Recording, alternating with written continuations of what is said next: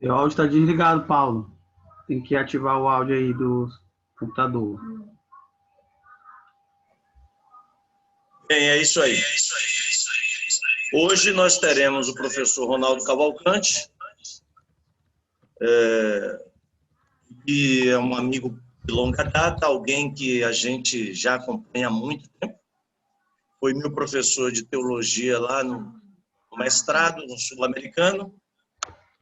E ele, atualmente, ele é doutor em teologia dogmática pela Universidade Pontifícia de Salamanca, na Espanha, pós-doutor em teologia pública pela Faculdade de São Leopoldo, Rio Grande do Sul, pós-doutor e professor visitante no Seminário de Princeton, e é professor titular no curso de Direito da Unievangélica, em Anápolis.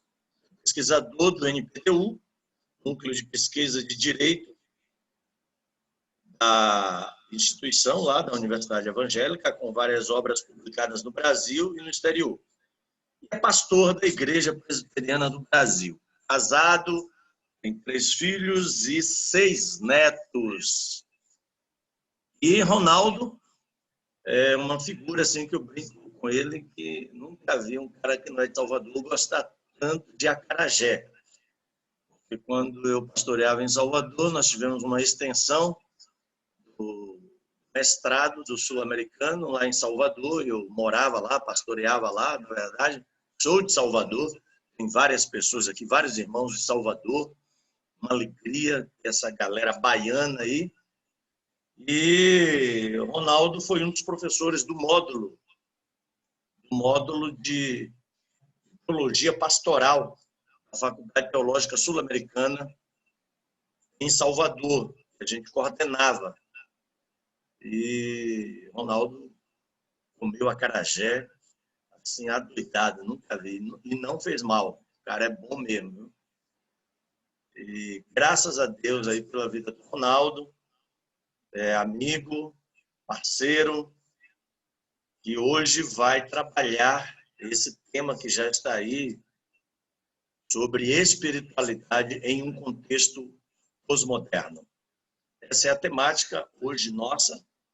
Eu peço a você que se inscreva lá no canal, onde tem as palestras, né? Deixe o seu like e participe desse projeto que eu tenho a certeza tem edificado, tem ajudado, tem fortalecido as vidas de tantos líderes, pastores, espalhados pelo Brasil e fora do Brasil. Tem uma galera aí dos Estados Unidos que está acompanhando a gente e a gente fica muito feliz dessa turma estar conosco também. Então, gente, está tudo certo, estamos aí no nosso horário, 9h15. Ronaldo, muito bem-vindo, que Deus te abençoe. Nós vamos orar e vamos começar o nosso encontro, e eu tenho certeza que vai ser um tempo muito especial. Eu vou pedir ao Antônio Marcos, nosso querido Antônio Marcos aí de Salvador, pedir um baiano querido, ele faça uma oração e depois que ele orar, nós vamos começar. A palavra está com o Ronaldo.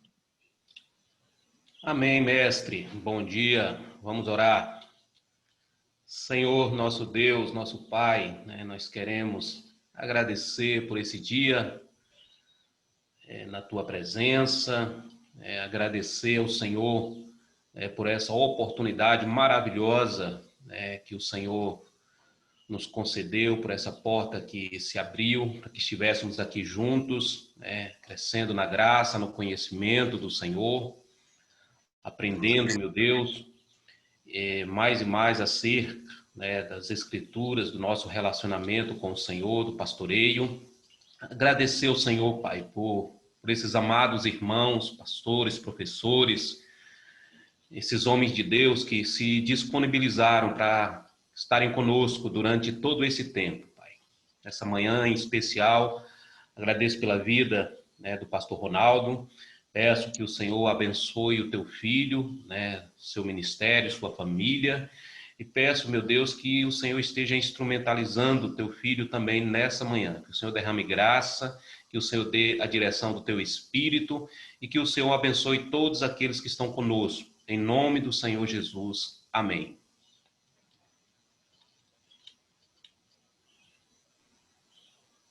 Amém, amém. Maravilha. Ronaldo, Ok. com você, companheiro. 9h20, um bom dia a todos. Fique à vontade, não fique preocupado com o horário. Você tem aí de 50 minutos a 1 hora para falar. Aí depois a gente vai bater um papo. Então, fique tranquilo. Beleza. Muito obrigado, Paulo, pelo convite. E bom dia a todos, todas que estão aí, os que estão chegando também. Essa pandemia realmente é muito surpreendente, né? Eu jamais imaginava que num período de pandemia eu pudesse estar dentro de um período de TPM, né? Mas isso acontece. Então, o tema a espiritualidade em um contexto pós-moderno, que o Paulo Emílio sugeriu e eu acatei, eu escolhi, na verdade, a partir de uma colocação dele. Esse é um tema muito vasto, né? Evidentemente, como os outros também. Então, aqui nós temos um encontro apenas, e nesse encontro, o que a gente quer colocar? Algumas coisas essenciais e outras colocar como pistas ou dicas para que vocês possam depois aprofundar. Evidentemente que eu não conheço as pessoas que estão aqui, os colegas, os irmãos e irmãs, amigos, companheiros, mas certamente leituras são níveis diferentes de informação que todos têm, que nós temos. Então, você pode aprofundar com as dicas também que eu vou dar, né? Se forem úteis para vocês, né?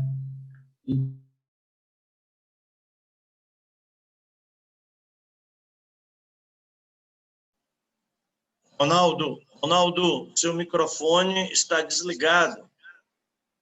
Aconteceu alguma coisa aí? Ele tá acontecendo isso. Não, eu liguei ele, mas ele automaticamente está desligando. Eu não sei exatamente por quê. Toda hora está acontecendo isso. Não, beleza. Eu vou ficar de olho aqui. Quando isso acontecer, aí eu dou um grito para você. Tá bom, aparece uma faixa aqui para mim. Tudo bem. Então, eu acrescentei ao título quase um subtítulo: Pia Conspiratio, heresia ou hipocrisia. São duas questões que eu quero abordar aqui com vocês. Então, eu vou passando os slides e vou compartilhando o que eu escrevi para vocês, ok? A gente tem que lembrar o seguinte: para chegar em período pós-moderno, você tem que entender um pouco o que foi a modernidade. Isso tem 1000 publicações, milhares de publicações a respeito. Mas o que a gente pode selecionar? Primeiro, aconteceram transformações muito rápidas no mundo ocidental, especialmente após a Renascença e a Reforma. Até esses dois acontecimentos, a vida seguia de uma maneira muito lenta, vamos dizer assim, né? Ou seja, as comunicações eram muito rudimentares, As invenções eram pequenas, porque dependia de outras coisas para serem descobertas, para terem as novas invenções. Então, só que a partir da Renascimento, séculos XIV e XV especialmente, e o século XVI, onde acontece a Reforma Protestante, essas transformações ocasionaram um novo cenário religioso com distintas demandas espirituais, porque a vida foi mudando, né? Então, só que naquele momento não se tinha a clara consciência de sua importância histórica naquele momento de transformação. O protestantismo encontrou-se, ou seja, viu-se no centro de uma revolução cultural sem precedentes, porque ele não imaginava, nós estamos falando de uma Alemanha rural em que Lutero, um monge, vamos dizer assim, obscuro, entre aspas, ou seja, fechado no seu mosteiro agostiniano, e depois dando aulas numa recém-criada uma universidade em Wittenberg. Ou seja, a Alemanha estava longe do cenário cultural, humanista da Europa naquele momento.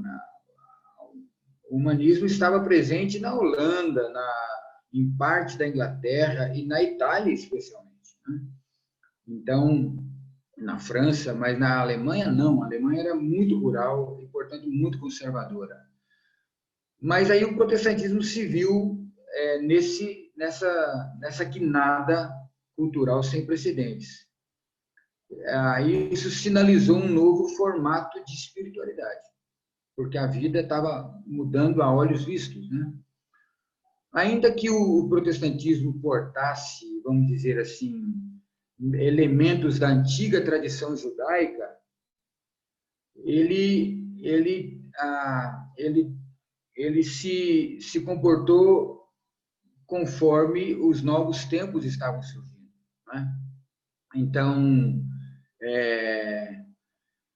assim, práticas como oração, devoção, música, ensino, leitura, o tipo de leitura das escrituras, a liturgia, a evangelização, etc.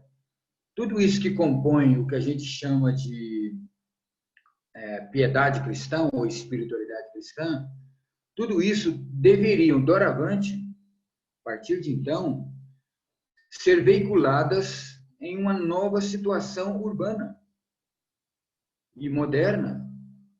O século XVI já sinaliza uma modernidade chegando, ou seja, uma modernidade surpreendente pelo que estava acontecendo. Lembram que o João Gutenberg, já no meados do século XV, já tinha inventado a prensa móvel, aquela coisa toda, para imprimir os textos, inclusive os textos da Escritura. Então, a coisa já vinha do Renascimento para a Reforma. Então, em meio ao surgimento de novas categorias de pensamento, lembram que o século XVI também, final do XV e XVI, é a época da Revolução Copernicana, né? A visão do universo, a astronomia estava em franco desenvolvimento, as viagens de circunnavegação, são coisas muito novas. E o comércio também. Comércio com as especiarias da Índia e tudo mais, século XVI, final do XV e XVI, isso é muito forte, né? Então, a vida cotidiana estava mudando por conta da política, porque agora nos países estavam surgindo os levantes nacionalistas, né? Ou seja, o pessoal queria não só um rei próprio, mas também uma religião própria, né? Não tinham que estar submissos a Roma, ou seja, o pessoal começou a questionar isso. A França, por exemplo, né, questionou fortemente isso. Mas também na economia, né? Economia agrária, feudal, isso ficou para trás. E agora uma nova classe social emerge muito forte, que são os comerciantes, né? O mercantilismo e tudo mais. E a geografia, como eu falei, das viagens de navio, né? explorando os mares, porque a mitologia era muito forte até então, é muito perigoso avançar no alto mar, lá existem coisas muito perigosas. Então, o pessoal venceu isso. E a ciência também, né? A química, a botânica, a astronomia e tudo mais, isso começa a aparecer muito forte. Então, a piedade cristã no campo protestante, diante dessas coisas, foi desafiada a se posicionar diante de tudo isso, né? Afirmando a identidade do evangelho, só que agora dentro do mundo. Lutero, por exemplo, ele vivia a espiritualidade dele dentro do mosteiro, e era muito comum isso. Você tinha o mosteiro de um lado e a catedral do outro. E fora disso, você tinha o profano, né? O secular. Você não tinha uma integração, você tinha ilhas, né? O mosteiro era uma ilha, a catedral era uma ilha, o convento era uma ilha, né? De espiritualidade.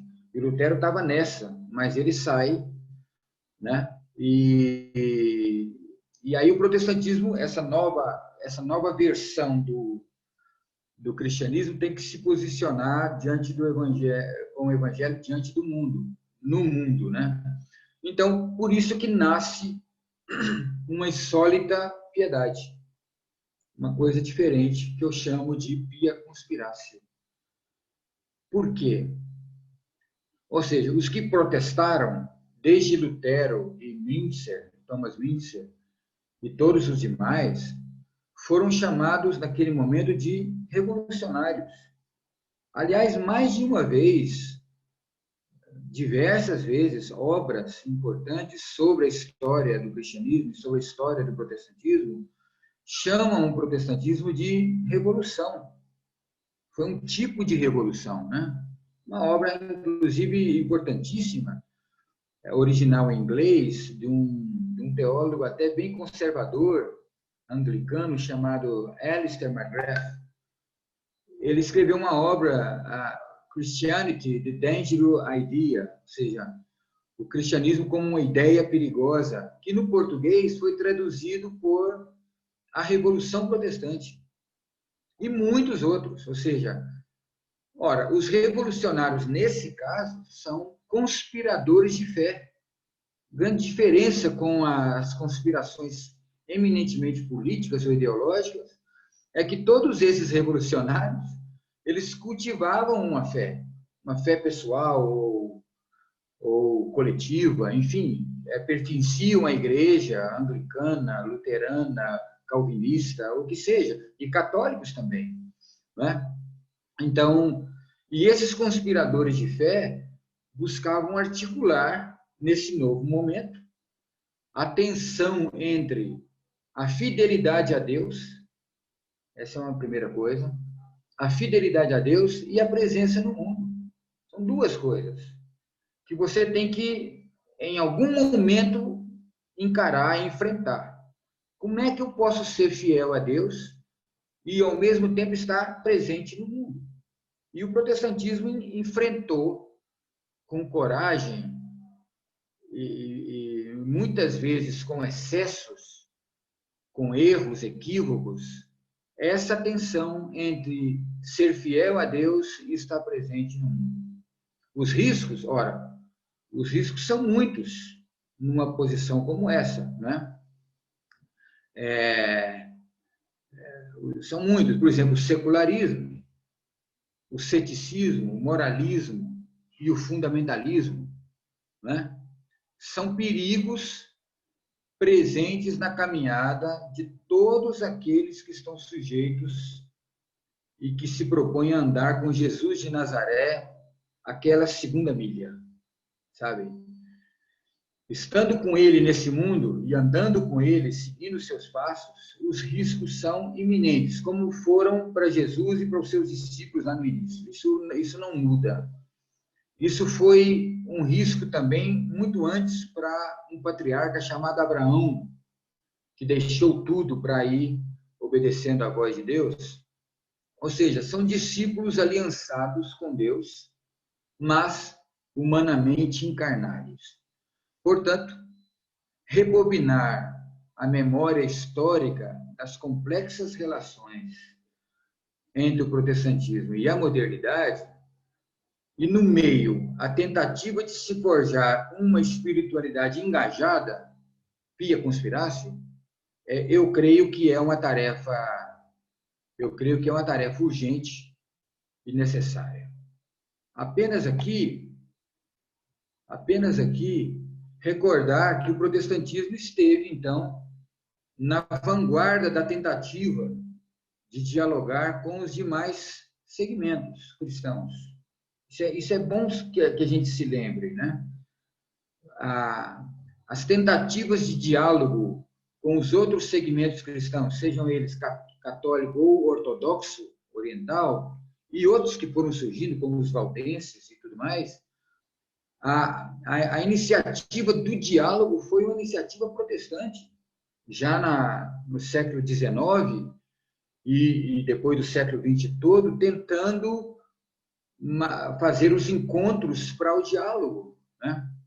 Então, foi assim em toda a modernidade, desde a Reforma, passando pelo humanismo renascentista, e no advento das várias revoluções, a Revolução Científica do século XVII, com Kepler, Isaac Newton, Tycho Brahe e todos os outros, todos protestantes, mas também a Reforma intelectual e industrial, o Iluminismo e a Revolução Industrial propriamente dita, séculos XVIII e XIX. Em todos esses momentos, o protestantismo estava muito forte, tentando esse diálogo da ciência ou com os outros segmentos cristãos para tentar um pouco de concórdia, ou seja, o livro de concórdia luterano é exatamente uma tentativa disso, né? O livro da concórdia, né? A tentativa de unir. Então, nesses vários momentos modernos, verifica-se uma herança comum, que é a racionalidade trabalhando e cooperando para fazer cumprir as grandes utopias da política, no desenvolvimento tecnológico, na fundamentação ideológica e em busca do bem-estar humano, valores como humanismo, democracia, liberdade, sufrágio universal, porque só os homens votavam, durante até bem pouco tempo atrás, só homens votavam.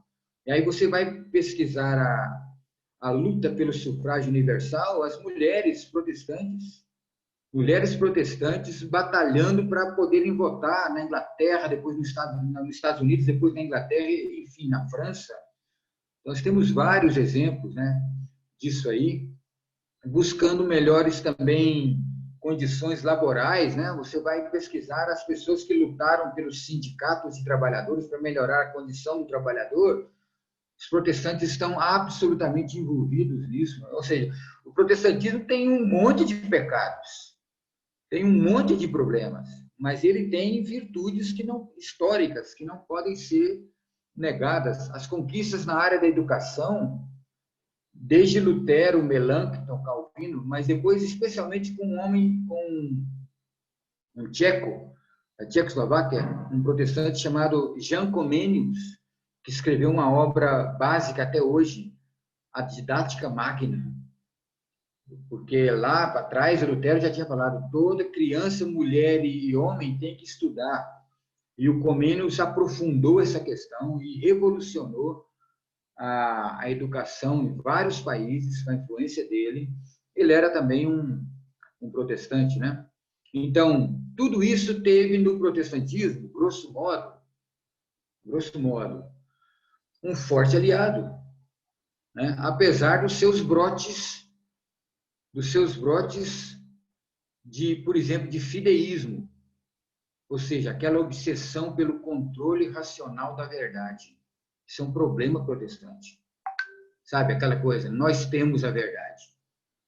Nós conhecemos a verdade. Nós dominamos a verdade. Ou seja, como se a verdade fosse um objeto só nosso, que nós cultivamos. Isso é o fideísmo, tecnicamente chamado, né? Essa obsessão por essa verdade. Como se a nossa interpretação da Escritura fosse invulnerável a erros e a equívocos, tá? A erros e a equívocos. Então, além disso, além do fideísmo, também de fundamentalismo, obsessão pelo controle moral das pessoas. Ora, se você lê a Escritura e você interpreta corretamente, você se sente nu, e você tem certeza que você não erra ao interpretar a Escritura, você pode ter o controle moral das pessoas, você pode exigir das pessoas determinados condicionamentos ou comportamentos, porque você é um iluminado de Deus, né? E também um outro problema que é o de obscurantismo, a obsessão pelo isolamento sectário e fanático em reação a toda a realidade mundana. Então, isso é o que a gente chama de metamorfose protestante. O protestantismo que estava no começo da modernidade muito bem interagindo com a modernidade que nascia, a Idade Média terminou e a modernidade é a alvorada da modernidade, isso começa a mudar. Passa o outro slide aqui. Então, foi um mundo novo, construído em pouco mais de 500 anos, no qual o protestantismo teve uma participação bem relevante. Essa é uma síntese, vamos dizer assim, né? Apesar desses retrocessos que eu mencionei agora, essas 3 obsessões, e que permanecem em vários segmentos protestantes pelo mundo afora, aqui no Brasil, inclusive, nos Estados Unidos, em qualquer lugar na Europa, enfim. Apesar de tudo isso, o resumo seria esse, ou seja, a participação foi bem relevante do protestantismo. E isso está reconhecido em autores como... Aí eu citei aí, dá para você ver Está dando para ler, Paulo Emílio, o slide?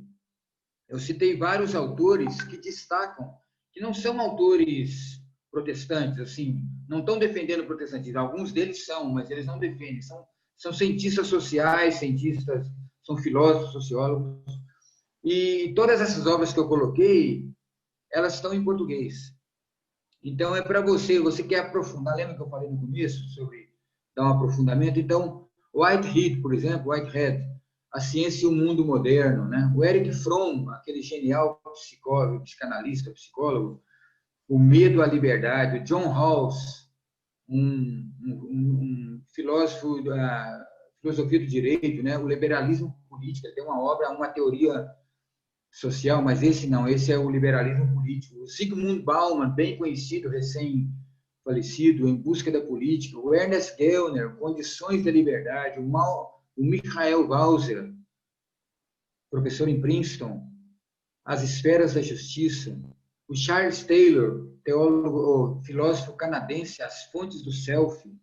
Louis Dumont, um argelino, sobre o individualismo. Norberto Bobbio, um filósofo italiano, Liberalismo e Democracia, e especialmente o Max Weber, o grande, genial filósofo, historiador e tal, A Ética Protestante, o Espírito do Capitalismo. Ou seja, todos eles reconhecem a importância da reforma, do renascimento da reforma, especialmente, e do protestantismo na modernidade. Vamos lá. Contudo, então eu vou para o outro slide para você aqui. Nós estamos em outro momento, né, gente? Essa é a grande verdade. Após a segunda metade do século XX, a modernidade ficou no passado. A partir da segunda metade do século XX, 1950 em diante, quando começam a surgir os primeiros computadores, e o corrente século XXI, o protestantismo está posto diante de desafios muito maiores. Presenciamos, então, a erosão de valores tradicionais cultivados desde a modernidade, que fizeram com que os especialistas, sociólogos, cientistas, políticos, antropólogos, filósofos, jornalistas, teólogos, pedagogos, etc., nominassem esse novo momento, por conta dessas mudanças radicais, da segunda metade do século XX para frente, nominassem esse período de pós-modernidade, ou outros, modernidade tardia, ou hipermodernidade, e alguns também de pós-modernismo secular, ou pós-secularismo. Aí eu coloco vários autores aí para vocês pesquisarem também. A obra seminal, a obra inicial que descreveu esse período é a obra de um francês chamado Lyotard, A Condição Pós-Moderna. Depois o Harvey aprofundou isso, David Harvey, em inglês, a Condição Pós-Moderna. O Perry Anderson descreveu como é que começou, ou seja, as origens da pós-modernidade. O Michel Maffezoli, um frequente filósofo, sociólogo aqui no Brasil, francês, O Tempo das Tribos. Ele tá estudando as grandes cidades. O Gilles Lipovetsky, talvez o livro mais completo sobre o assunto de pós-modernidade, A Era do Vazio, editora Manoli, acho que é lá de Barueri, por aí, São Paulo. O Jean Baudrillard, A Sociedade de Consumo, obra básica também, ou seja, como é que você preenche o vazio? O Lipovetsky já estava falando isso. Como é que você preenche o vazio? Consumindo. A Sociedade de Consumo. O Jameson, Frederick Jameson, Pós-Modernismo, obra muito densa. O Stuart Hall, A Identidade Cultural na Pós-Modernidade. O Zygmunt Bauman, de novo, O Mal-Estar da Pós-Modernidade. Ou seja, qual é o mal-estar que ela traz? É muito interessante. O Steve Conner, Cultura Pós-Moderna. O Terry Eagleton, A Morte de Deus. Aqui faz uma relação direta com a religião. Todos esses citam a questão religiosa, todos eles. Mas, no caso do Eagleton, ele se concentra muito na discussão: Deus é necessário hoje na pós-modernidade? Que Deus? Que tipo de Deus, né?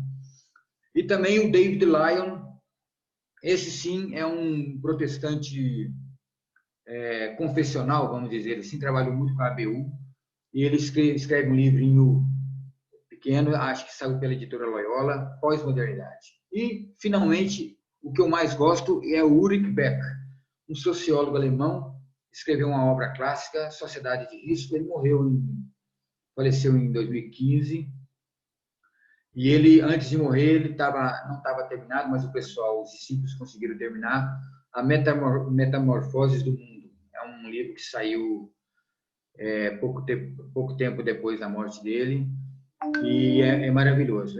Isso que dá para entender um pouco mais o que é o nosso tempo, tá? São pistas para você pesquisar. Mas vamos lá. Em geral, todos eles, pessoal, eles reconhecem. Estou mexendo na tela aqui do PowerPoint, tá? Em geral, todos eles reconhecem que, sendo um tempo de abertura total, a pós-modernidade, eu acho que isso aqui é importante. Relativismo, fim das utopias, fim dos meta-relatos. A pós-modernidade é, antes de tudo, um tempo de oportunidades. Né? Tempo de oportunidades, no qual, por meio das redes sociais, se pode chegar bem longe, como nunca poderíamos antes. Esse é um dado. Olha só, nós estamos agora aqui, eu estou conhecendo pessoas que provavelmente eu não conheceria. Eu não conheceria, assim, presencialmente. O Paulo Emílio fez uma articulação na TPM que criou uma aglomeração, sem estarmos aglomerados. Ou seja, está entendendo? Ou seja, com a internet, eu comentei isso ontem numa live que eu assisti, muito boa, antes de ontem. Na internet, você sem querer, você cumpre aquele desiderato do evangelho na hora da oração, entra no teu quarto, fecha a porta atrás de você e busca Deus, né? Está lá no evangelho. Entra, fecha a porta para orar. Pois então, nós entramos no nosso quarto, fechamos a porta e saímos para o mundo, gente. E saímos para o mundo. Essa é a verdade. né? Com todas as limitações que os velhos dinossauros têm de adaptação, como eu e outros, para esse novo momento, eu estava muito tenso, porque eu não tinha usado o Zoom, eu só uso o Google Meet aqui. E aí o Paulo Emílio me deu esperança. Não, é simples. Ele acontece, ou seja, fique tranquilo. Então, ou seja, agora nós podemos estabelecer conexões muito interessantes, né? Então, segundo eu posso perceber, essa transfiguração do espírito moderno, que a gente chama de pós-modernidade, pede um novo modelo de espiritualidade cristã. Como pediu para o protestantismo quando surgiu a modernidade 5 séculos atrás, a partir de 1517. Não é? Então, era uma nova maneira.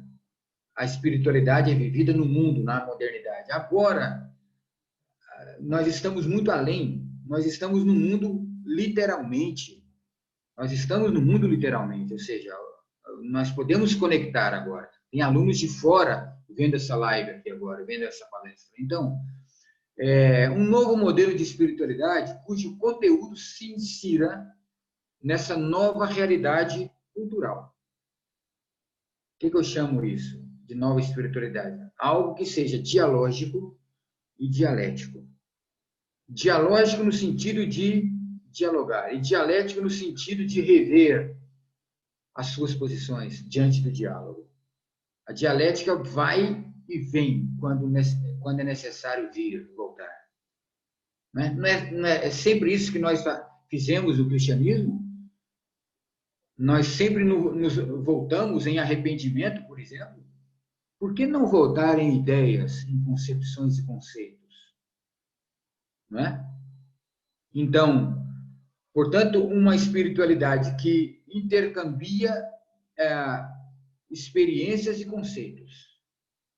Troca conceitos e experiências. Eu sei que é difícil fazer, porque as igrejas estão as comunidades cristãs, católicas, protestantes, ou que seja, elas são tão completas hoje em dia, elas podem ser tão completas que elas se bastam a si mesmas, pelo trabalho que elas fazem. Então, elas se tornam ilhas, ou arquipélagos de ilhas, isoladas, umas das outras.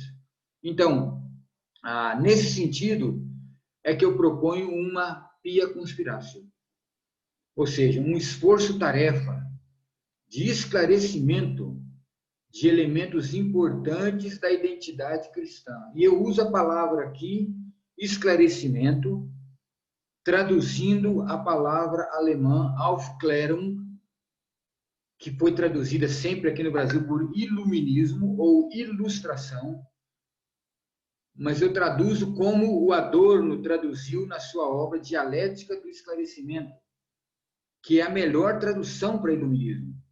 É a palavra esclarecimento.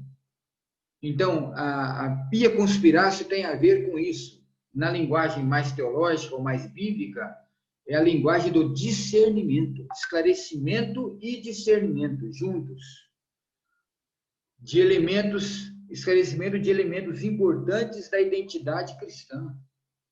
Nós temos que entender o que é identidade cristã, a espiritualidade cristã. Como, por exemplo, identificar que elementos de fato afetam a construção da identidade cristã, ou tentar esclarecer os mal entendidos que obscureceram a espiritualidade cristã. Se tem algo no cristianismo que foi obscurecido pelo acúmulo de coisas, de informações que tivemos nesses séculos todos, foi exatamente a espiritualidade cristã. E eu acho que um deles é a questão da discussão sobre heresia e hipocrisia. Então, vamos lá. Acho que está mais embaixo aqui, né? Ou aqui mesmo, para você ver aí. Estou vendo aqui o slide, tá? Para ver se te ajuda aí um pouquinho. É isso aí. Então, vamos lá. Direto ao ponto. as narrativas que encontramos dos evangelhos, nos sinóticos e também no joanino, no Evangelho de João e nos outros 3, transformadas em textos inspirados e canônicos, dezenas de anos após os fatos sucedidos, porque foi isso que aconteceu, e aconteceu a partir de tradições orais diversas. Havia a tradição oral dos evangelhos, e depois começou a ser escrita, dezenas de anos depois. E muito depois foram canonizadas pela Igreja, foram reconhecidas como inspiradas pela Igreja. Então, isso indica uma importante realidade polarizada, ou seja, o que a gente vê no Evangelho, claramente salta aos olhos a polarização, né? Uma polarização recorrente da relação entre as palavras e ações de Jesus de Nazaré e as autoridades religiosas do judaísmo. Isso está muito forte, e eu fico pensando, se os evangelistas, muito tempo depois, preservaram várias coisas desse tipo, é porque foi muito importante, foi muito marcante, né? Por isso que elas estão no Evangelho, né? Ou seja, de um lado, o que Jesus fez e falou, de outro lado, o que as autoridades religiosas falavam e faziam. Isso está em confronto no Evangelho. Então, em especial aquelas fixadas em Jerusalém, especialmente as autoridades de Jerusalém, né? Então, perícopes inteiras nesses evangelhos fazem transparecer o clima de tensão e animosidade existente entre o establishment religioso, sacerdotal, ou seja, dos saduceus, e também ético-religioso de interpretação da lei, escribas e fariseus, diante da novidade que significou a performance sociopolítico-religiosa presente no ethos praticado por Jesus em suas andanças na Galileia, em Decápolis, na Pérea, na Judéia e na Idumeia, em toda a Palestina, aonde Jesus foi, ou foi pouco, mas os discípulos continuaram indo. Uma vez que a notícia de suas intervenções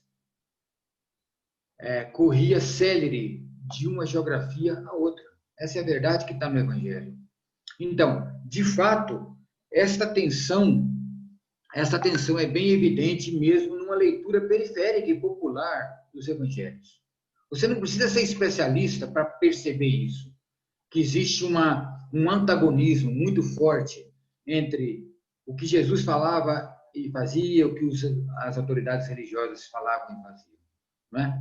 Isso é muito claro lá, né? Porque os discursos são muito claros. Então, portanto, isso atesta a preocupação dos narradores ao preservarem os fatos por escrito, né? Tanto tempo depois, sublinhando a natureza conflituosa entre a religião judaica institucionalizada do primeiro século e o movimento messiânico apocalíptico anunciado por João Batista e manifesto em Jesus de Nazaré. Eu acho que isso é muito importante, porque inclusive muitas comunidades cristãs, protestantes, especialmente evangélicas, no Brasil e no mundo todo, recorrem ao modelo judaico. E nesse momento aqui no Evangelho, o modelo judaico da época de Jesus está sendo questionado. Esse modelo que veio a partir, depois de Moisés, quando a lei foi escrita, durou, então, centenas de anos para chegar até na época de Jesus. Esse modelo está sendo questionado, né?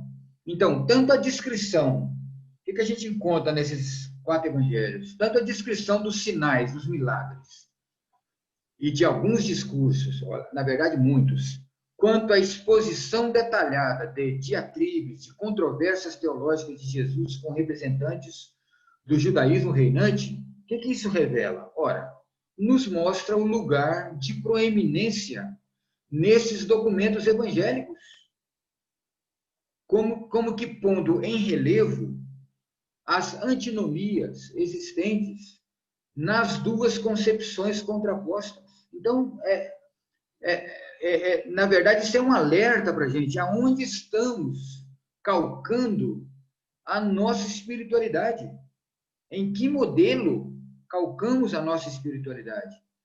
Não é? Aliás, é precisamente por isso que se construirá uma imagem deletéria das seitas judaicas no cristianismo ulterior. Não é isso? A gente critica muito fariseus, escribas, saduceus e tudo mais. Por quê? Ora, vem exatamente desses antagonismos que estão presentes no Evangelho. Como é que depois, então, na história do cristianismo, a gente começa a inverter a coisa e adotar aquilo que o próprio Jesus de Nazaré, com palavras tão duras, tão enfáticas e incisivas, ele criticou? Se não, vejamos. Então, vamos lá. Então, vamos lá. Está nesse slide um pouquinho ainda, né? De um lado, você tem os líderes religiosos, que desde séculos dominavam a cena cultural nas 5 regiões que eu citei, na Palestina, especialmente em Jerusalém, né, na Judéia. Eles conduziam fenômenos socio-religiosos sem grandes oposições internas. Eles reinavam nisso, gente. Apenas tendo que negociar com perspicácia e astúcia a convivência com a presença romana na região. Esse era o problema dessas autoridades religiosas. Como é que você reparte com os romanos a Palestina? Essa é a questão política. Esse era o problema deles. Na questão religiosa, eles são únicos. Portanto, eles têm a hegemonia, eles têm um monopólio religioso. Não é? Então, grosso modo, com exceção de grupos zelotes e sicários, que são os rebeldes, que vez por outra abalavam a paz social matando o romano daquele, havia uma situação cômoda, gente. Essa é a verdade. Sem ameaças domésticas à sua autoridade espiritual. Afinal, eles eram representantes de Deus. Ninguém tocava nisso. São intocáveis, essas autoridades religiosas da época de Jesus. Isso ficava sempre evidente na praxis litúrgica e sacrificial das celebrações semanais do templo, que os saduceus dirigiam, e conduzida monocraticamente pela elite sacerdotal, como também na interpretação dos arcanos divinos, dos textos sagrados, aquelas coisas mais misteriosas, pelos doutores da lei, sob a liderança farisaica nas sinagogas. Sinagoga era um local de ensino. E isso tudo, tanto o templo quanto as sinagogas, saduceus, fariseus e escribas, convergiam sempre para o quê? Para o controle moral das mentes, sob fortes características compulsórias. Essa é a verdade. Ambiente propício para uma submissão resignada. Então, havia uma potente resignação nessa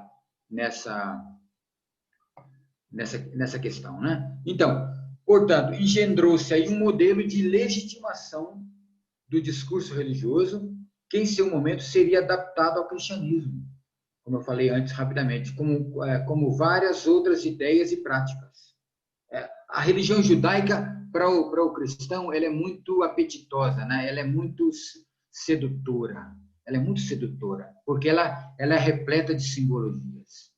Ela é repleta de símbolos. E isso faz toda a diferença para o ser humano.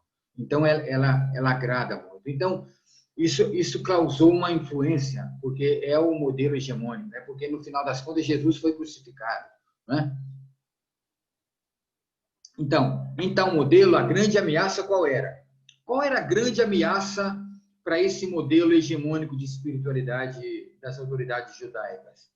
A ameaça era o desvio teológico, que, potencializado, caminhava rumo à heresia. Né? O cara que se desviava doutrinariamente, teologicamente, de leve, ele estava no caminho da heresia. E, consequentemente, o final da heresia. Então, é um processo, né? É um processo. Desvio teológico, heresia, blasfêmia e apostasia. Para o judaísmo do primeiro século, em seu afã de preservar a a unidade da fé, a heresia era a porta aberta para a ruptura institucional. Então, não podemos tolerar o desviante, o dissidente, o herético. Por quê? Porque a ruptura institucional era a quebra do vínculo religioso que, forjado em meio à luta por sobrevivência desde Moisés e a conquista da terra, confirmava Israel como nação eleita. Isso não pode ser quebrado. Então, qualquer discurso que arranhasse isso, que tocasse nisso, era sumariamente, radicalmente cortado, né? Por quê? É o temor ao diferente, ao pensamento dissidente, ao pensamento alternativo. Negava tal realidade, né? A alteridade era o estranho, gente. A alteridade era... A gente fala tanto de alteridade hoje, né? No judaísmo, a alteridade era o estrangeiro que se devia evitar, cuja aceitação do prosélito era tão somente uma exceção da regra. A regra era estrangeiro fora. Ah, mas Abraão disse e tal, então vamos ter uns prosélitos para a gente simplesmente aplacar a consciência nossa, né? Então, esse é o que acontecia. Então, as investidas concretas desse modelo de espiritualidade contra Jesus de Nazaré tornam claras suas intenções. O nazareno era transgressor da lei de Moisés. Ele era transgressor do sabat, das ordenanças cerimoniais. Ademais, Jesus possuía comportamento social não condizente com a santidade apregoada nos cânones sagrados, como, por exemplo, a relação com pessoas impuras, pecadoras, indignas e já condenadas por Deus, leprosos, cobradores de impostos, endemoniados, adúlteras, etc. Igualmente, se relacionava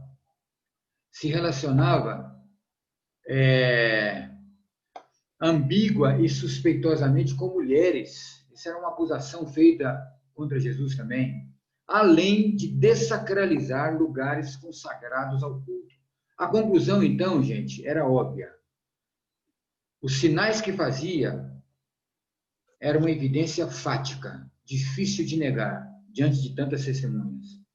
Mas a explicação qual foi que o Evangelho nos narrou? Ele faz isso por inspiração demoníaca, por Beelzebub. Assim, a formalização definitiva das concepções do judaísmo sobre Jesus deveria ser inquestionável. 2 pontos.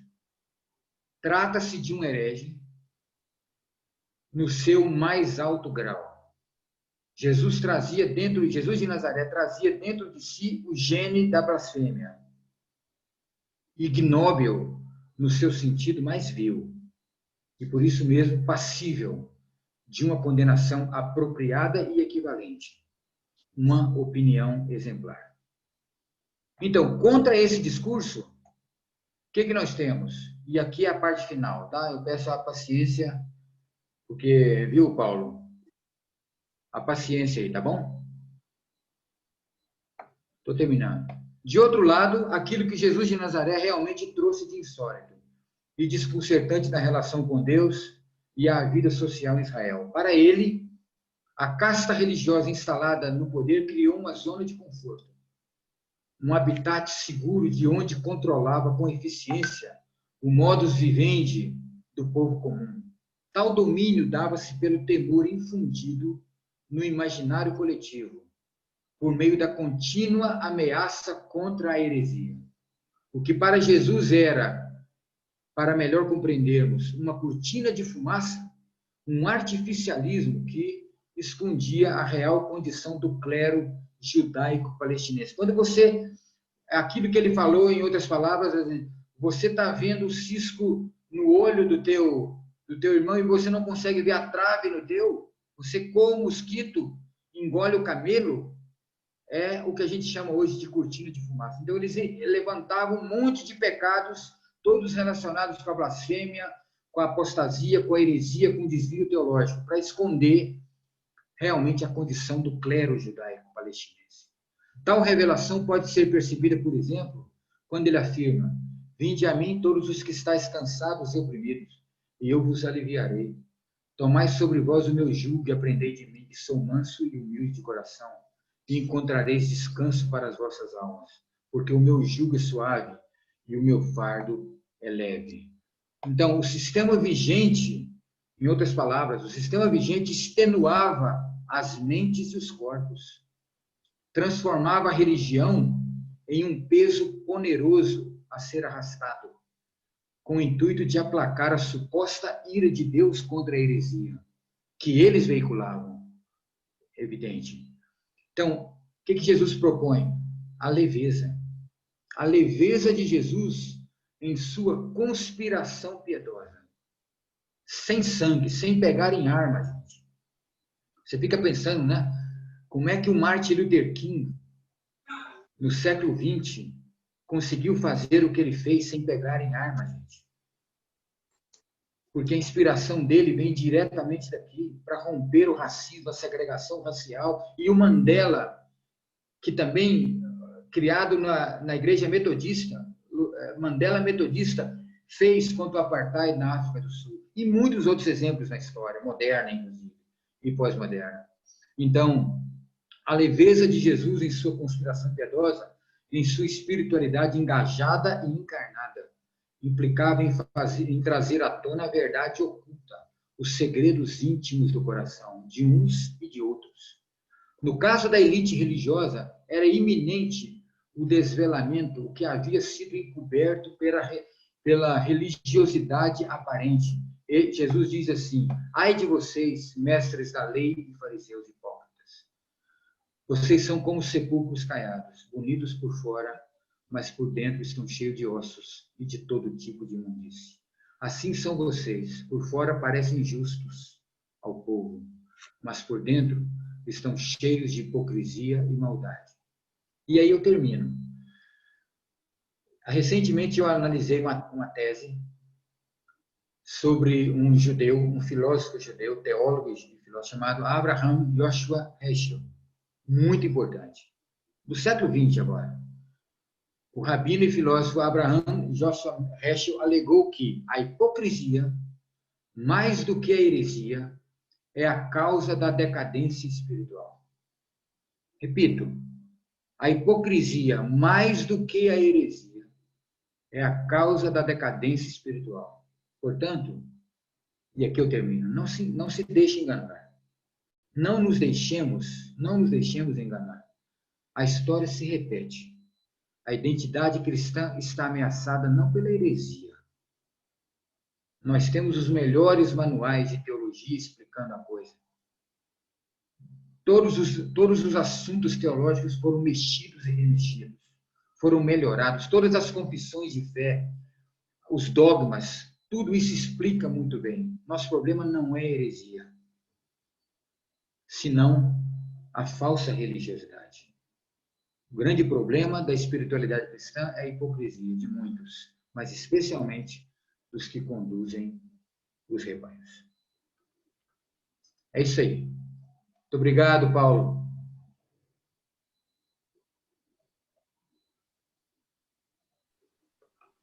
Que bom, muito bom, Ronaldo. Eu queria abrir aqui a questão das perguntas, porque essa questão final sua aí, sobre a hipocrisia ou a falsa religiosidade, é uma preocupação muito grande, assim, da minha parte, principalmente no ambiente pós-moderno. Aí eu queria que você desse para a gente algumas marcas dessa espiritualidade hipócrita ou dessa falsa religiosidade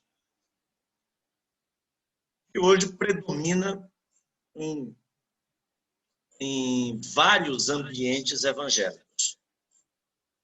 Então, eu queria que, se você puder, dar para a gente alguns exemplos práticos dessa falsa espiritualidade.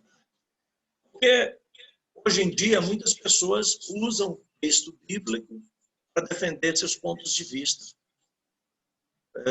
E a Bíblia vem sendo manipulada, e hoje em dia até há uma, vamos usar essa expressão, né? Uma maioria evangélica que tenta dominar a sociedade, a política, em vários aspectos.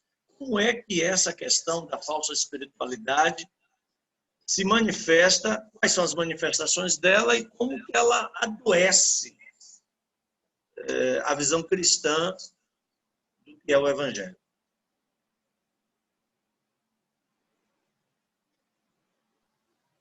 Muito bem. Hein, Ronaldo? Obrigado, Paulo. Muito bem. Está me ouvindo, né? Beleza? Tá. Aqui é uma coisa muito vasta, sabe, Paulo?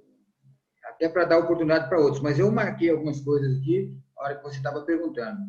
Eu acho que a matriz disso, a matriz dessa, eu vou chamar de pseudo-espiritualidade, ok?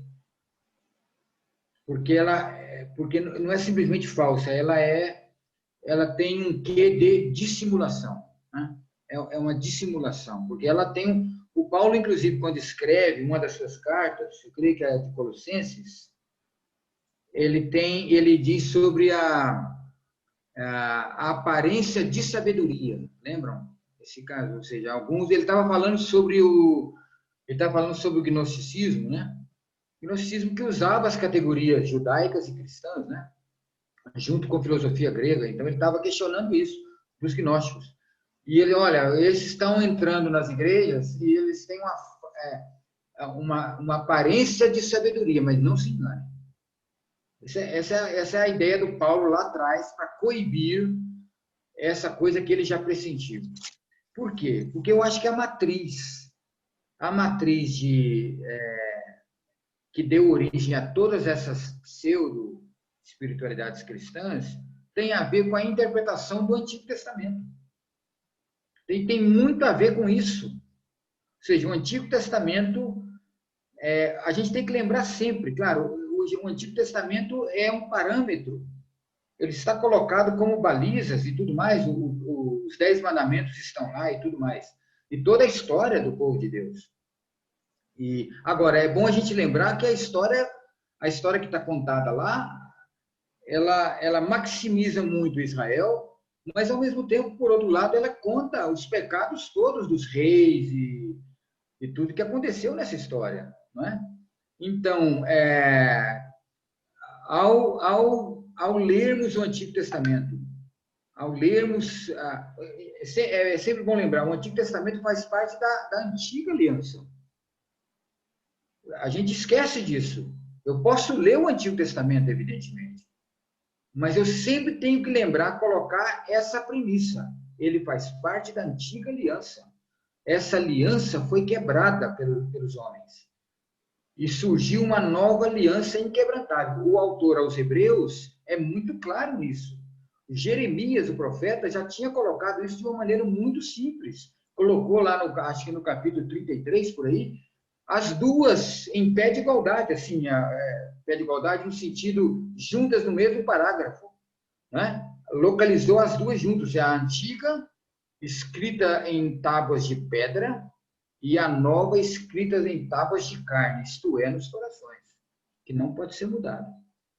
Quando nós apossamos do Antigo Testamento como se fosse um despojo de bens, de frases, de acontecimentos, e transportamos sem a consciência de que é velha aliança, nós incorremos em perigos iminentes. Isso gera uma espiritualidade, uma pseudo-espiritualidade, ou seja, ela é muito forte porque ela aparenta ser, porque ela usa a Bíblia, ela cita a Bíblia, está lá no texto.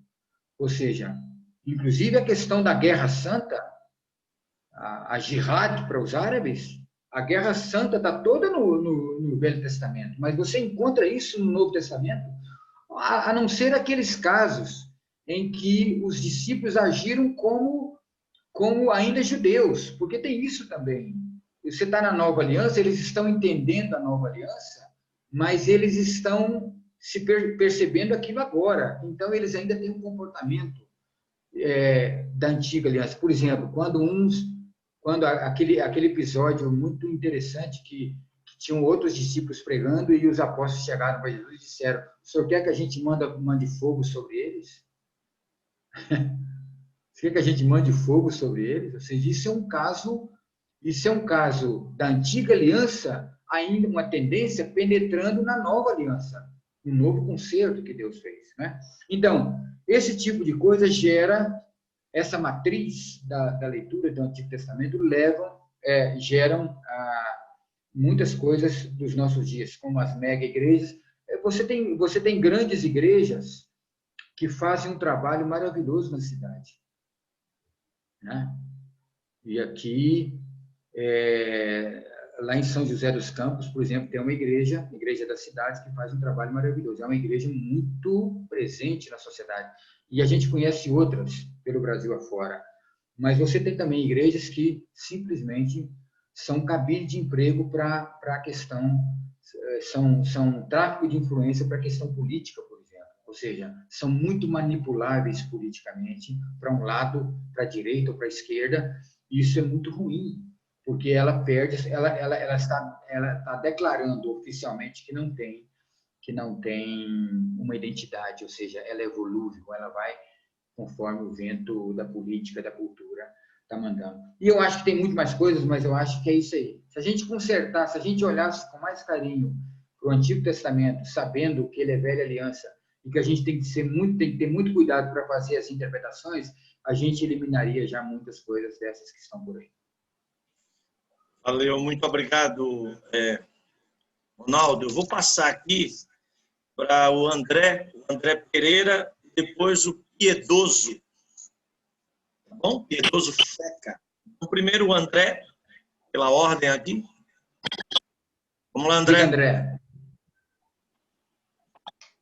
Bom dia, queridos. Bom dia a todos. Graça e paz. Meu querido professor Ronaldo, em parte a sua fala a última aí respondeu, mas como já tinha engatilhado aqui, o senhor pode nos ajudar um pouco mais. Uma coisa que me angustia, professor, não sei se eu estaria sendo radical para dizer do silêncio ou da inércia da igreja evangélica no Brasil em relação às causas sociais. Pegando aquele gancho que o senhor falou que o protestantismo ele teve vários erros, porém muitas contribuições. O senhor falou na questão do voto na Inglaterra. Então, aí eu queria perguntar para o senhor o porquê do silêncio da igreja em relação a algumas mazelas que afetam a nossa sociedade, em especial os grupos minoritários.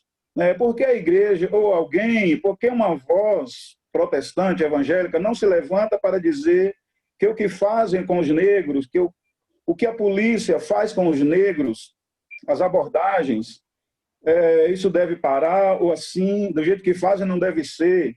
Por que não se levanta uma voz protestante evangélica quando é dada uma ordem para derrubar as casas, as palafitas dos favelados?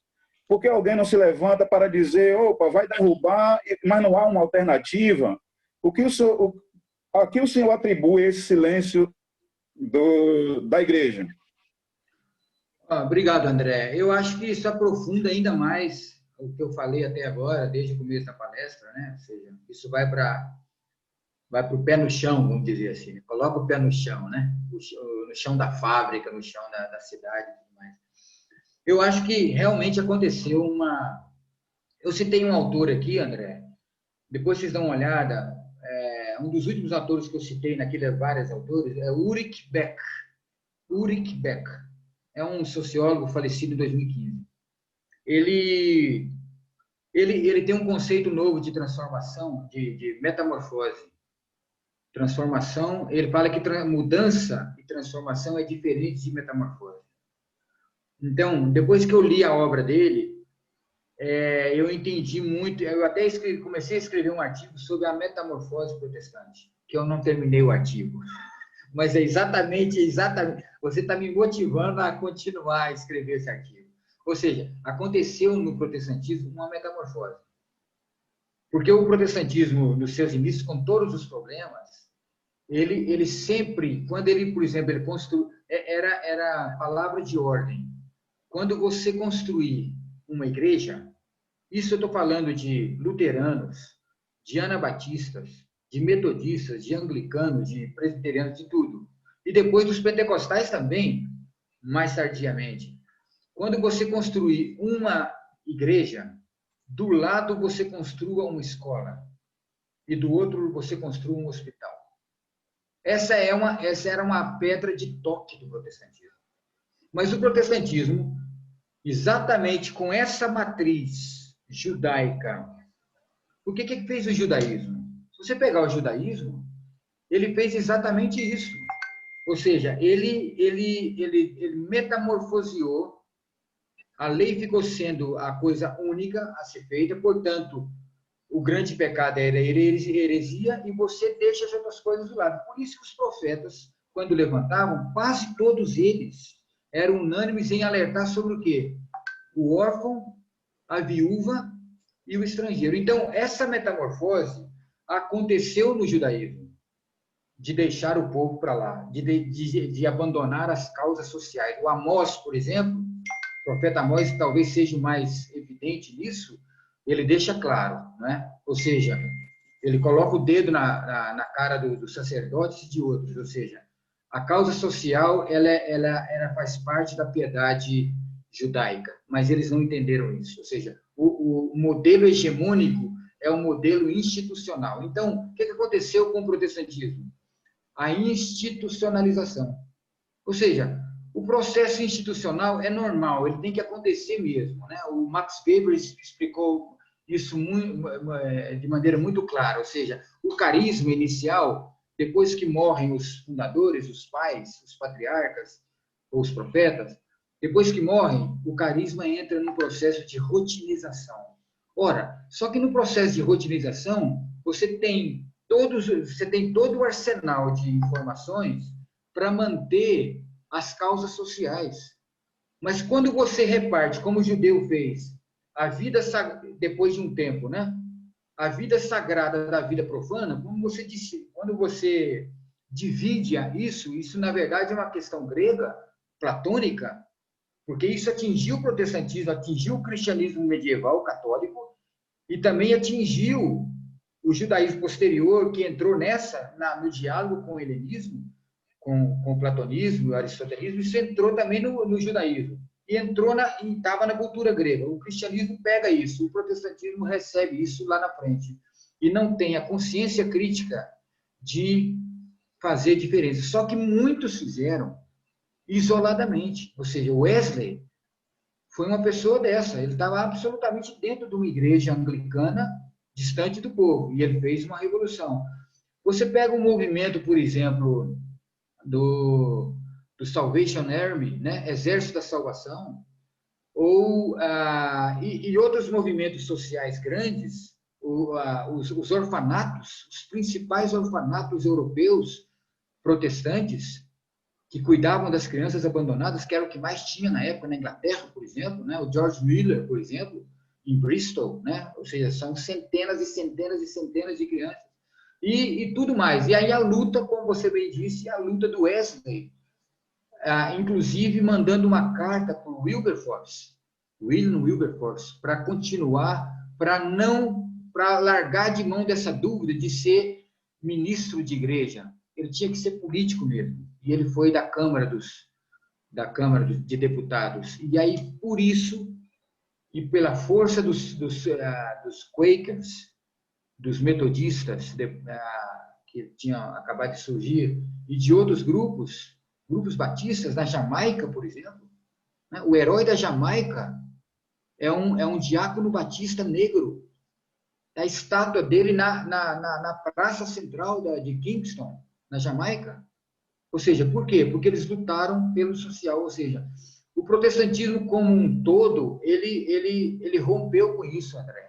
E foi uma grande pena, porque ele rompeu com a própria tradição dele inicial.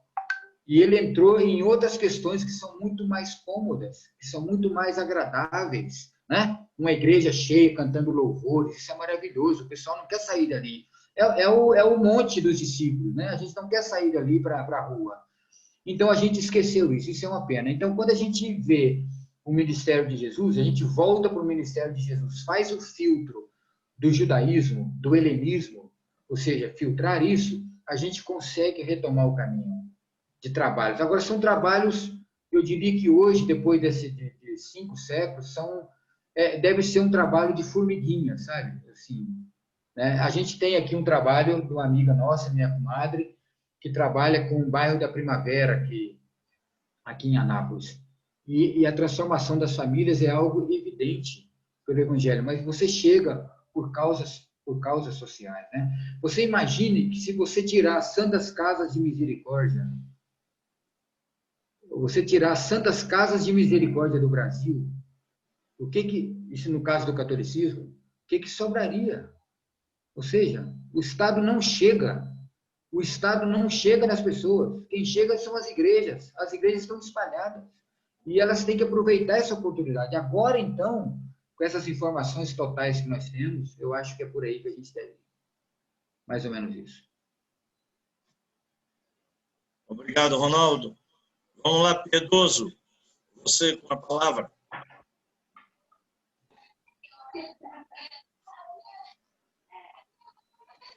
Piedoso? Ok. Vamos lá. Já tá. Primeiro, graça e paz a todos. Muito obrigado ao pastor Ronaldo pela exposição linda, maravilhosa e bem esclarecedora. E mais uma vez, grato pelo reverendo Emílio, né, por ter nos dado esse momento. Eu estou no caminho, no meu 2º ano de pastoreio, e confesso que esses momentos têm sido desafiantes para mim, né? Tem sido desafiante. E pegando um pouquinho na exposição do pastor, especialmente do recorte que ele fez da reforma protestante, que eles conseguiram perceber um novo mundo que estava diante deles e que eles precisavam manter a fidelidade em Deus e fazer presente nesse mundo. E o pastor deu uma relação de livros que falam a respeito do espírito desse novo mundo que nós nos encontramos. Eu gostaria de saber do pastor, né, nesse novo mundo, qual é a grande ameaça para a igreja e qual é a grande oportunidade? E como manter um diálogo, né, saudável com esse novo mundo para que nós possamos manter nossa fidelidade em Deus e fazermos nossa presença relevante e impactante nesse mundo? Essa é basicamente a minha pergunta. É muito extenso também, viu? Por isso que eu estou demorando às vezes, mas piedoso. Então, vamos lá. A editora Garimpo, por conta dessa TPM que o Paulo organizou, ela ofereceu 2 livros para a gente escolher um. Eu tenho o do Orlando Costas, que eu já conheço, e tinha um outro que eu esqueci o título agora. Você lembra, Paulo Emílio? O outro livro? Eu acho que alguma coisa como Revolução. Revolução, Irresistível, alguma coisa assim, uma revolução. Depois você acha aí para mim, Paulo, para mostrar talvez. Esse livro, Piedoso, aí eu folheei o livro, isso foi 2 semanas atrás, e é um trabalho de um rapaz. É a Revolução Irresistível. Olha, vale a pena, viu? É tradução do inglês, está em português pela editora Garimpo. Estou fazendo um merchandise aqui já, porque eu achei fora de série. E eu já li só um capítulo dele, mas tem várias coisas. É a trajetória de um rapaz que começou um projeto chamado tipo Vida Simples. Mais ou menos isso, tá? Vida Simples. Eu acho, Piedoso, que a grande ameaça para a igreja evangélica brasileira é a questão do consumo, do consumismo. Não é questão política, não é questão, sabe, essa coisa que o pessoal fala, a perseguição agora, porque agora vai ser assim, vai ser assado. Eu acho que a igreja sempre enfrentou perseguição desde o seu momento zero. Desde o seu momento primeiro, seja dos judeus, seja dos romanos, na Idade Média, quem era dissidente era perseguido, e na idade, ou seja, isso sempre vai acontecer de uma maneira, e nos países comunistas. Agora, a gente vive num país capitalista, que oferece tudo. O modelo de vida nossa é American Way of Life. A vida americana é o nosso modelo. E eu vivi lá um tempo. E eu sei o que é consumismo. Eu sei o que é a tentação do consumismo. Porque o consumismo, ele esgota toda a sua atenção, todas as suas, não só o dinheiro, não, todas as suas prioridades estão voltadas para ele. E nós entramos nessa, porque o cristianismo nosso foi muito influenciado pelo cristianismo norte-americano. Essa é a grande verdade, né? Esse livro que eu estou sugerindo para vocês é um livro original norte-americano. Isso. Agora, o que me assombrou foi mas tem um monte de autores. Você vai nos Estados Unidos, você tem que saber aonde você vai, porque você encontra lixo residual, espiritual, por todo lado, mas você encontra pérolas de grande valor. Em qualquer país, você vai na Alemanha, a mesma coisa. Eu vivi lá também, e na Espanha e tal. Você tem que saber. Lembra que eu falei sobre a palavra esclarecimento na minha fala? Esclarecimento é a melhor tradução para a palavra iluminismo. E o correspondente na teologia, é discernimento, né? Na cultura bíblica, o dom do discernimento. Então, a gente tem que ter, de uma vez por toda uma postura de identidade cristã. Ou seja, o consumismo é um Deus desse século, porque ele é movido pelo mercado, pela grana. Então, e não são os cristãos que estão falando isso. Vários desses, eu citei o John Rawls, e tem outros que estão na lista lá, que não são cristãos, e que estão falando, o Baudrillard, por exemplo, descreve exatamente os malefícios ocidentais do consumismo. Consumismo que mina todas as nossas energias. Se a gente tiver uma postura contra isso, a gente já tem um logro, uma vitória muito grande. Porque isso é um Deus desse século. Você está lutando contra a idolatria do mercado. Do mercado. Já foram escritos livros sobre a idolatria do mercado, né? O Jung Mossung aqui no Brasil, o Franz Rinkelamert, o alemão que trabalha, acho que no Equador, na Nicarágua, na América Latina, já veio muitas vezes ao Brasil.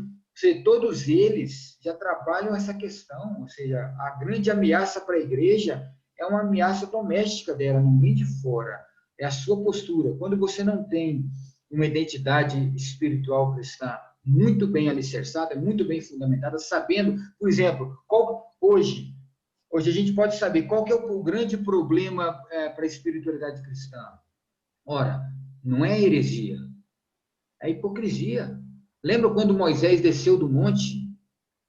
Que ele subia, o rosto brilhava, o que ele fez? Ele colocou um véu na face.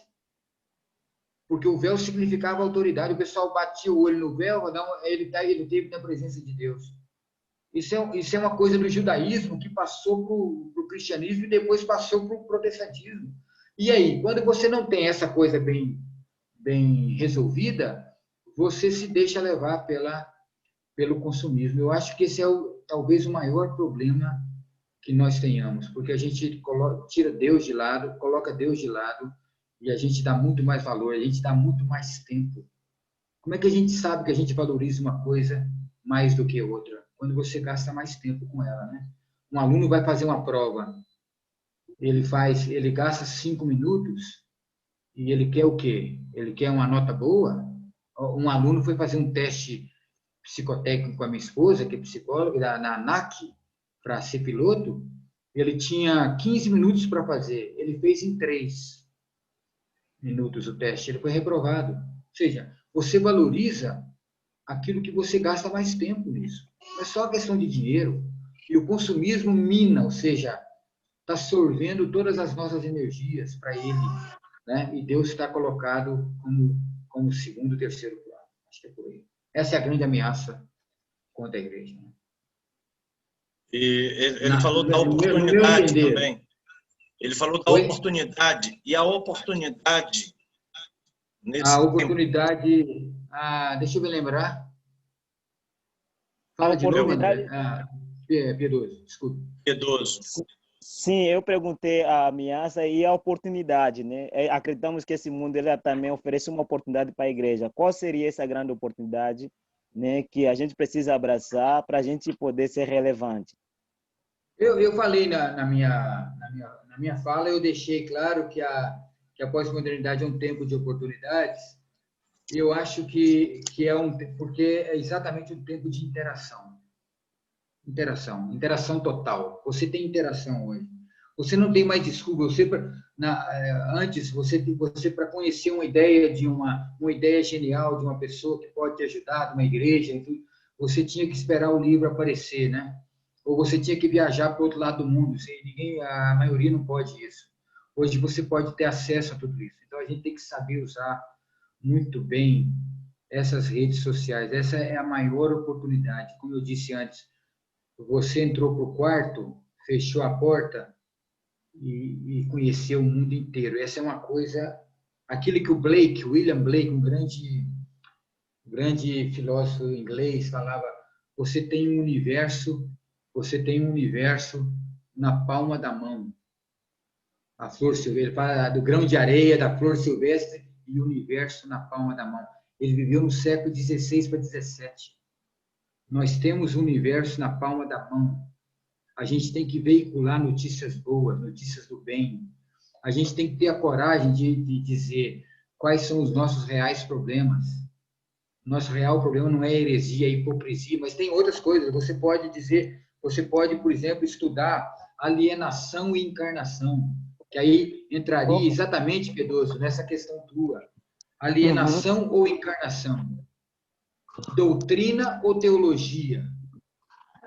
Entendeu? Então, nós temos a oportunidade de esclarecimento, de discernimento, de explicar as coisas para muito mais gente com esses meios que a gente tem agora. Essa é a nossa grande oportunidade.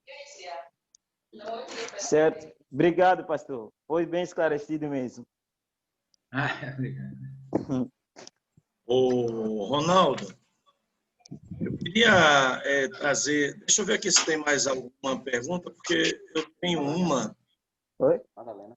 Madalena. Tenho uma pergunta, uma questão. A espiritualidade, a pós-modernidade, para mim, ela está dicotomizada. Ou seja, tem a espiritualidade, muita gente quer viver uma espiritualidade do templo, e fora ali do templo, ele faz o que ele quiser. Ele vive do jeito que ele quiser, ele defende coisas que Jesus não defende, ele vive de uma maneira totalmente imoral, contrária à imoralidade, contrária à moralidade de Cristo, né? Não ao moralismo da religião, mas domingo ele está ali prestando o culto dele. Para mim, entre aspas, ele está ali adorando. Essa espiritualidade dicotomizada, muitas vezes, quando eu olho para o Novo Testamento, eu vejo aquele texto lá que Pedro diz assim: nós vamos escolher diáconos, pessoas que vão se preocupar com as mesas, com a questão social, e nós vamos nos preocupar com a oração e a palavra. Então, os líderes, aspas, né, mais importantes se preocupam com a oração e a palavra, e os líderes menos importantes se preocupam com a mesa, com as questões da distribuição diária das viúvas, dos problemas sociais. Essa dicotomia, ela perpassou na vida da igreja até os dias de hoje. E aí agora, como é que a gente faz para vencer essa questão? Ou esse não é um problema? Ou eu estou errado?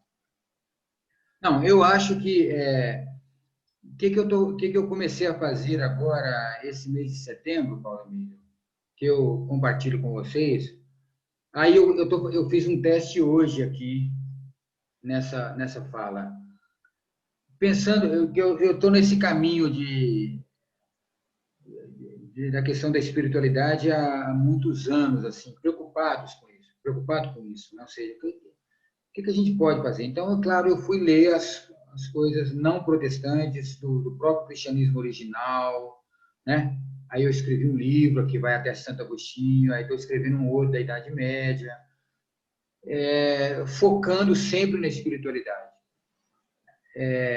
Então, eu decidi fazer o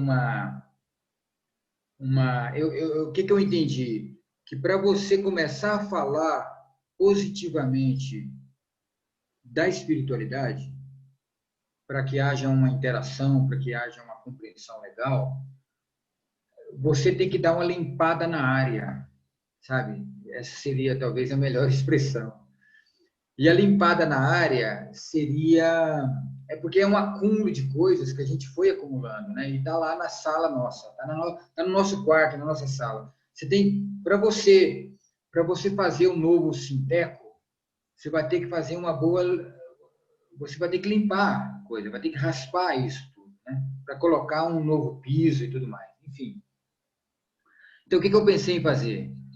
Eu identifiquei, eu creio que foram, até agora, 12 problemas, entre aspas, 12 problemas a serem deslindados, a serem solucionados, vamos dizer assim, né? O segundo é esse que eu trouxe para vocês aqui hoje, né? É heresia, o problema é heresia ou é hipocrisia?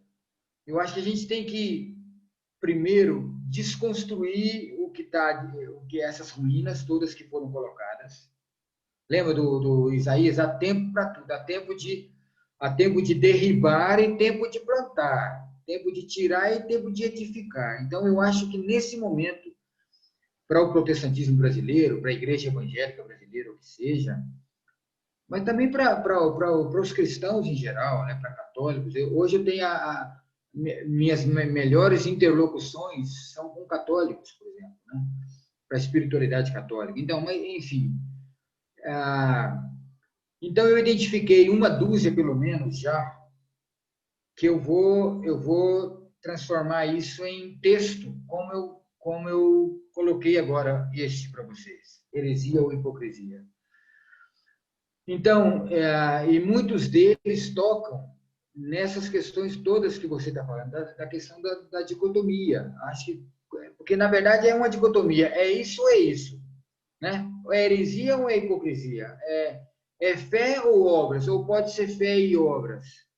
Por exemplo, é doutrina ou teologia? Ou pode ser doutrina e teologia? Porque alguns podem ser e ou. Outros podem ser ou isso ou isso. Não é? Então, foi uma pena, realmente, Paulo, que o judaísmo tardio da época de Jesus, mais o cristianismo que se forjou na antiguidade, influenciado pela cultura grega, eles se somaram em todo o medievo e chegaram até a modernidade. E é esse que a gente vê. É esse que a gente conhece. Claro que tem coisas muito positivas, e Lutero, e Joaquim de Fiore, e Tomás de Aquino, e Guilherme de Ockham. Você tem um monte de luzes no medievo e na modernidade. Mas a tendência galopante do que a gente chama de processo de secularização, né? Deixamos de ser uma religião, nos tornamos uma religião. O cristianismo se tornou uma religião hegemônica na Idade Média. O protestantismo, que era minoridade, e aqui no Brasil agora está se tornando hegemônico, portanto, com muito poder. Então, e o poder corrompe, né? Absolutamente, porque o poder é um negócio muito fascinante, muito sedutor também. Então, a gente a gente é muito mais fácil dicotomizar. É a tarefa muito mais fácil, né? Você cortar de alto a baixo e separar as coisas sagrado do profano, porque você não carrega o drama de consciência. Não, uma vida lá fora não tem nada a ver com a vida aqui dentro. Agora me informaram agora, eles estão checando essa informação, que o torturador Brilhante Ustra teria sido presbiteriano ou metodista. Meu Deus do céu, Jesus. Ou seja, no fundo do poço tem um alçapão e o alçapão foi aberto. Vamos dizer, se for verdade isso. Você está entendendo? Ou seja, o processo avassalador disso aí é que é muito mais fácil, a tarefa é mais fácil, fazer o corte de alto a baixo, sagrado e profano, e do que recuperar as origens do cristianismo, que são unitárias, né? Que são unificadas, ou seja, Jesus perdoava pecados e curava as pessoas, conversava com a mulher e com a criança, dava-se ao gadareno endemoniado e ao leproso, mesmo aqueles que não agradeceram a ele. Falava com o fariseu Nicodemos e falava com o Zaqueu publicano. Ou seja, o que é isso? O que é isso? Falava com a Maria Madalena, que para ele era praticamente uma discípula, que estava ali junto e testemunhou a ressurreição.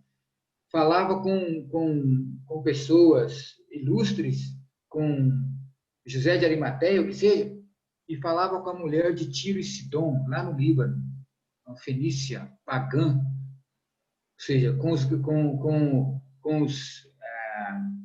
com os galileus, com os samaritanos, com a mulher samaritana. Ou seja, o que é isso? Isso tudo é um cristianismo unitário, nesse sentido de não dicotômico, ou seja, de você integrar todas as coisas da cultura. Participou de tudo que o judaísmo oferecia, das festas e tudo mais, da alegria que significava rememorar os feitos de Deus, e ia para o templo, ia para a sinagoga, né? E estava no meio da rua, no mercado com as pessoas, né? Onde ele desenvolveu a maior parte do seu ministério. Não foi nas sinagogas, foi exatamente na rua, né? Então eu acho, Paulo, que é preciso denunciar isso, né? Então um dos meus problemas a serem solucionados é influenciado até pelo Mircea Eliade, o Sagrado e Profano, quando eu li a primeira vez há mais de 20 anos, 25 anos atrás, o Sagrado e o Profano. A gente tem isso aqui dentro para começar a ajudar. Claro, isso é uma gota no mar, no oceano. Mas eu acho que é assim mesmo que tem que ser feito, né? Esse discernimento e esse esclarecimento para depois começar a fazer propostas de espiritualidade assim bem sadia, saudável e tudo mais, né? Mas eliminar esses problemas, né? Valeu. Muito obrigado aí, viu, Ronaldo? Eu que agradeço. Cara, que coisa preciosa. Eu agradeço muito aí a sua disponibilidade. Ano que vem nós teremos aí o módulo 2 da TPM. Você vai vendo aí uma agenda aí para nós, legal. Tá bom. E foi muito bom, muito obrigado. E que Deus abençoe você, sua família. Está gravado, tá bom? Está gravado e nós vamos colocar no grupo, brevemente, vamos colocar no YouTube, provavelmente segunda de manhã. Tá bom, gente? Ok. Então, Ronaldo, se você quiser se despedir, fique à vontade. Aí suas últimas palavras. Uma alegria ter você, matar a saudade. Você não comeu um acarajé, né? De novo. Faz tempo. Ok. Eu fiquei muito preocupado com esse período de TPM aqui comigo, mas foi uma alegria muito grande estar com vocês, com todos aí. Não sei quantos estão vendo aí, mas muito obrigado, Paulo, por se lembrar de mim e a gente ter esse contato de novo depois de não sei nem quantos anos atrás, né? lá em Salvador, naquela cidade maravilhosa. Então, eu agradeço a todos a atenção e o que precisar, o Paulo tem meu e-mail também, precisar trocar ideias e tudo mais, fiquem à vontade, viu? Muito obrigado, gente. Valeu, valeu, valeu. André, você faz uma oração para a gente finalizar? Por favor. Sim. Ó Deus amado, Pai querido, nós somos gratos a Ti, Deus, por ter aberto estas oportunidades para aprendermos mais da Tua palavra, com tantos instrumentos que o Senhor tem usado, Pai, a fim de que nós compreendamos a Tua real mensagem para nós levarmos enquanto aqui estivermos. Te agradecemos, ó Deus querido, pelo nosso preletor, toma a sua família em Tuas mãos, pelo idealizador, nosso querido Paulo, toma-o em Tuas mãos, sua vida, sua família, seu ministério, bem como a todos os outros que aqui se juntaram nesta live, Senhor. Continua abençoando para aqueles que têm ministérios, seus ministérios, as vidas, as famílias de cada pessoa. Obrigado, continua nos conduzindo em paz. Nós oramos agradecidos, em nome daquele que está acima de todo nome, que é o nome de Jesus. Amém. Amém. Gente, beijão geral aí. Valeu, viu? Fala, Silvério. Fala, Ronaldo. Você tá bem, cara? É só lembrando, foi em 98 que você comeu muito acarajé, viu? Eu tava lá também, viu? É verdade, Silvério. Eu esqueci de você. Eu tava lá, só que eu não comia acarajé, não. Eu não me arrisquei, não, viu? Ronaldo, um abraço rapaz. Ronaldo comeu e se deu bem. É a comida dos deuses, rapaz. Isso é maravilhoso. Pois é, eu preciso abraço, aprender. Deus. Valeu, um abraço, Ronaldo. Oi, gente. Um abraço a todos aí, viu? Beijão, viu? Deus abençoe. Valeu. Deus abençoe a todos. Bom dia. Um beijo no coração de vocês. Obrigado, pastor Paulo. Obrigado. Valeu, Edna. Se quiser acarajé, se quiser acarajé, aqui tem dos bons, viu? É acarajé do bom? Aqui tem dos bons. Obrigado, André. Se o pastor Ronaldo quiser, pode vir aqui a Munirreira, na Bahia, que a gente tem dos bons aqui, do quente. Deixa acabar a pandemia que eu vou. Pronto, está convidado. Obrigado. Abraço a todos. Bom dia, abraço a todos aí. Valeu, gente. Grande abraço, viu? Obrigado, pastor Ronaldo, pastor Paulo, para todo mundo aí, Deus abençoe. Valeu. Valeu.